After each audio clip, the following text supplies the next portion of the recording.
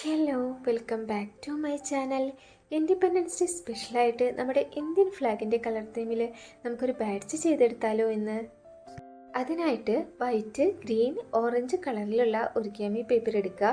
എന്നിട്ട് ഇതേപോലെ സർക്കിൾ വരച്ചു കൊടുത്തിട്ട് അതേ ഷേപ്പിൽ തന്നെ അതൊന്ന് കട്ട് ചെയ്തെടുക്കുക. 4 സെൻറ്റിമീറ്റർ സർക്കിൾ റേഡിയസിലാണ് കേട്ടോ നമ്മൾ ഓരോ സർക്കിളും വരച്ചെടുത്തിട്ടുള്ളത്. കട്ട് ചെയ്തെടുക്കുമ്പോൾ വൈറ്റ് കളറിൽ 4 പീസസ് ആണ് കേട്ടോ നമുക്ക് വേണ്ടത്. അതേപോലെ തന്നെ ഓറഞ്ചും ഗ്രീനും കളറിൽ 2 പീസസ് ഓഫ് പേപ്പറും സർക്കിൾ ഷേപ്പിൽ ഇതേപോലെ തന്നെ കട്ട് ചെയ്തെടുക്കണം.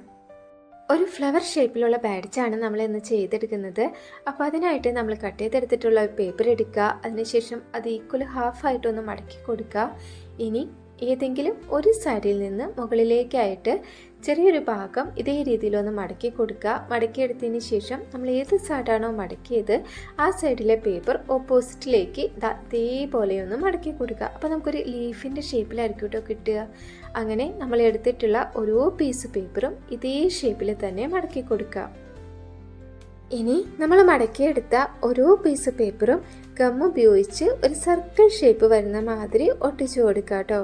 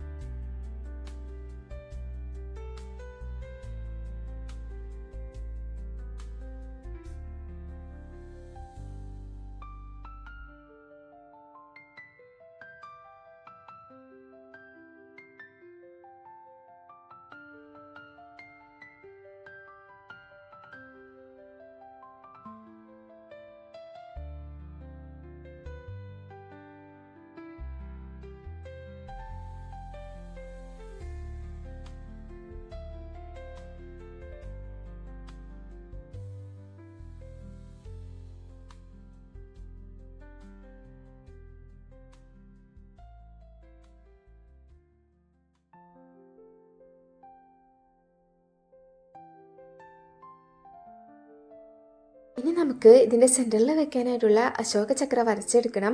അപ്പോൾ അതിനായിട്ട് വൈറ്റ് കളർ പേപ്പർ എടുക്കുക. എന്നിട്ട് അത് സർക്കിൾ ഷേപ്പിൽ കട്ട് ചെയ്തെടുക്കുക. അതിനുള്ളിലായിട്ട് 24 ലൈൻസ് വരച്ചു കൊടുത്തിട്ടുണ്ട്. ഇനി നമുക്കിത് നമ്മൾ നേരത്തെ ചെയ്തെടുത്തിട്ടുള്ള ഫ്ലവറിൻ്റെ ഷേപ്പിൻ്റെ സെൻറ്ററിലേക്കായിട്ടൊന്ന് ഒട്ടിച്ചു കൊടുക്കാം.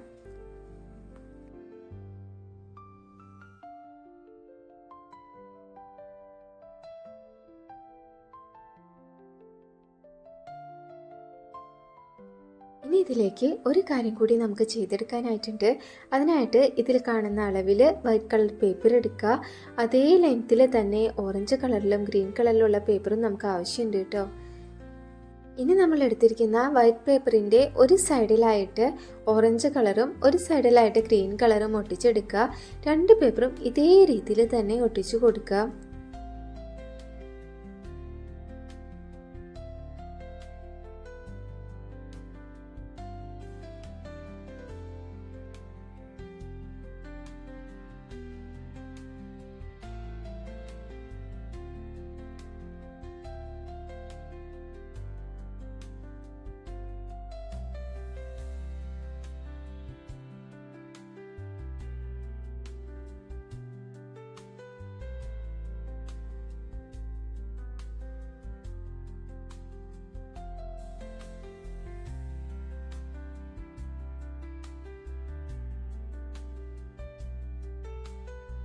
ഇപ്പോൾ കാണാൻ മൊത്തത്തിലൊരു ഇൻഡിപെൻഡൻസ് ഡേ വൈബായില്ലേ.